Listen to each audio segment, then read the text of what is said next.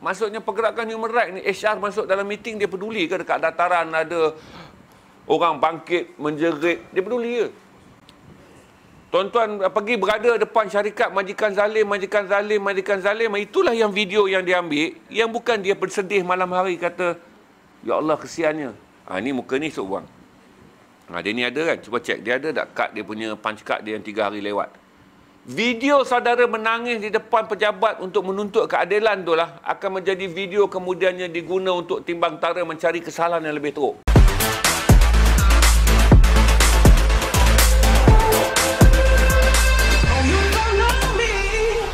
Human right ni tuan-tuan, dia tertakluk balik kepada akta, sama ada tak ada akta.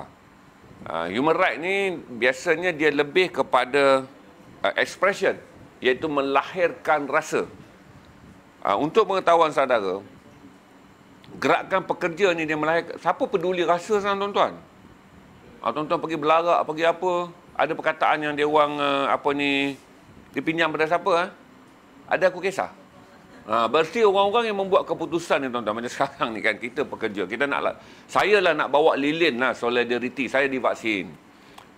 Dan saya pasti akan menyertai demonstrasi ke atas mereka yang tidak divaksin tapi akan dibuang pekerjaan. Pasti saya akan menyertainya. Kerana saya mula melihat sekarang, dulu saya spin untuk semua orang pergi vaksin. Sekarang timbul pula saya nak menuntut kepada keadilan golongan minoriti yang tidak divaksin supaya, kerana mereka adalah juga orang yang mencari makan untuk keluarga. Mereka juga adalah orang yang membawa pulang roti dan nasi kepada keluarga. Berarti sebarang langkah yang kita nak ambil kepada mereka hanya dengan alasan mereka tidak menerima 2 dos vaksin, tanpa melihat keluarga, isteri, anak yang mereka lakukan, kita menjadikan negara ini mengalami jahanam yang lebih besar selain daripada kejahanam ekonomi akibat kesan COVID-19. Kita tak boleh lagi menambah kerosakan tersebut. Maka itu saya katakan, kalau saudara kata human right, it doesn't work. Di Malaysia ni tuan-tuan, waktu pembuangan pekerja media, waktu pembuangan pekerja kilang, waktu pembuangan pekerja bank di Malaysia tak pernah rugi tuan-tuan, tapi tanyalah orang yang pernah bekerja di bank. Berapa banyak VSS dan juga alasan penyusunan semula sumber manusia dibuat. Bank antara yang tak pernah rugi. Kilang ada kilang rugi, ada kilang untung. Harga sawit naik, ada untung, ada getah turun naik, ada untung, harga besi turun, dia ada naik turun. Tetapi mereka yang bekerja di perbankan tidak pernah mengalami kerugian, tetapi perbankan secara sejarahnya tidak pernah mengalami tahun jumlah pekerja meningkat. Dia jumlah pekerja menurun kerana mereka melabur dalam teknologi, menjadikan apabila perbankan digital muncul, dia mengurangkan jumlah pekerja. Apa yang kita alami seperti juga apabila teknologi robotik dan semi-robotik dibawa. Orang yang hidup dalam kilang banyak hilang pekerjaan kerana kilang tidak lagi digerakkan oleh tenaga manual. Tapi tuan-tuan, human right ni perkataan dia, kalau saya ambil tu janganlah marah kan. Ada aku kisah. Maksudnya pergerakan human right ni, HR masuk dalam meeting, dia peduli ke dekat dataran ada orang bangkit, menjerit, dia peduli ke? Tuan-tuan pergi berada depan syarikat majikan zalim, majikan zalim, majikan zalim, itulah yang video yang dia ambil, yang bukan dia bersedih malam hari kata, ya Allah kesiannya. Ni muka ni sok buang. Dia ni ada kan? Cuba cek. Dia ada tak kad dia punya punch card dia yang 3 hari lewat. Video saudara menangis di depan pejabat untuk menuntut keadilan tu lah akan menjadi video kemudiannya diguna untuk timbang tara mencari kesalahan yang lebih teruk. Lebih banyak saudara berdiri untuk menyatakan kebenaran, saudara adalah orang yang berada dalam spot untuk lebih cepat menjadi headhunter, orang yang akan dibunuh. Jadi saya tanya pada saudara, human right ni adalah kata-kata yang indah untuk diperjuangkan. Tapi saya pinjam ayat, ada aku kisah tu, siapa punya ayat tu? Ada aku kisah, kata Aiman tu, ada aku kisah. Tak ada orang kisah tuan-tuan. Saya masa waktu saya berada dalam kumpulan pengurusan tertinggi HR ni, saya antara orang yang terlibat dengan banyak benda. Selalu saya fikir, kemanusiaan adalah perkara yang terakhir. Setelah pembunuhan, saya kata pembunuhan adalah penyingkiran. Barulah datang hal-hal kemanusiaan ni. Dia ni dah lama kerja kita ni. 10 tahun lebih. Dia tak perform. Tapi tak pernah lah jadi virus dalam syarikat. Maksudnya virus dalam syarikat. Syarikat kan bila nak buang orang ni, sekarang ni virus yang ambil kira. Sebelum COVID datang pun kita buang virus toksik ni. Pertimbangan pertama, toksik keluar dulu. Kerana toksik dianggap akan mengganggu pergerakan integrasi syarikat menuju masa depan. Terutama apabila era 3.0, 4.0 digital IR ni boleh dilaksanakan. Okey. Dia ni senang dapat ni. Pasal dia ada beberapa perkara, antaranya adalah punch card. Dia cari punch card 3 kali merah cukup, keluarkan. Dia ni ada rekod kesihatan. Kita ada akses rekod kesihatan dia dekat HR kerana dia pernah minta cuti banyak kali atas gangguan sakit jantung. Perkara-perkara begini tuan-tuan, kalau tuan-tuan pergi belagak pula tu, lagi cepat.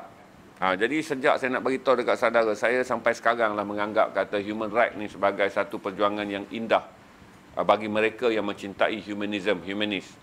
Orang-orang yang percaya bahawa kemanusiaan adalah bahasa pengucapan yang terbaik apabila perlu dilaksanakan secara terbuka di jalanan. Tapi saya beritahu pada saudara, apa yang saudara lakukan hanya dipedulikan oleh gambar media untuk mendapat rating tontonan. Tak pernah tuan-tuan. Siapa yang berada dalam NUBE yang paling layak untuk jawab? Orang yang berada dalam kaki tangan Kesatuan Pekerja Bank. Saudara dah lihat krisis ini begitu lama, bukan daripada baru, daripada 2008 krisis pembuangan pekerja dalam sektor perbankan apabila teknologi digital mengambil alih. Melibatkan 100% semua yang dibuang adalah warga negara tempatan. Saudara yang bekerja dalam industri swasta yang lain, perbankan yang paling unik sebab dia buat untung tiap-tiap tahun. Tapi retrenchment tiap-tiap tahun. Media penyiaran, saudara yang bekerja dalam bidang penyiaran, pengiklanan. Saudara akan dapat lihat bagaimana iklan jatuh dengan mendadak dan kehilangan saudara kehilangan pekerjaan. Bagaimana syarikat menggunakan jalan keluar yang lebih mudah di mana saudara tak ditawarkan VSS yang logik, diberikan VSS yang tidak logik. Tapi apabila saudara menolaknya, maka serangan peribadi akan dibuat ke atas saudara. Rekod saudara mula diambil kira, pekerjaan saudara. Habis dia semak ni buku-buku saudara untuk memastikan dia mempunyai cukup kuasa menyingkirkan saudara atas alasan prestasi. Bererti saya bagi tahu pada saudara, eksersis ini adalah eksersis yang telah lama diamalkan. Ketika para pekerja baru mengangkat spanduk, pemilik syarikat dan golongan pemodal telah mempunyai sniper, iaitu penembak curi yang akan boleh membunuh sesiapa saja yang mereka inginkan ketika saudara menyertai gerakan human right.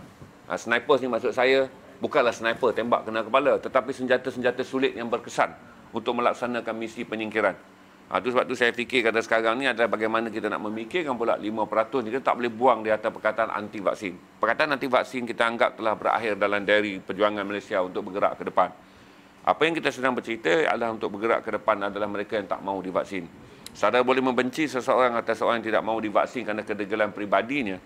Tetapi sekiranya dia seorang ayah yang mempunyai anak, kita tak boleh menghukum seorang ayah dan memusnahkan sebuah keluarga di mana anak yang memerlukan ayah untuk meneruskan persekolahan, untuk memastikan kelangsungan hidup dia turut terhukum.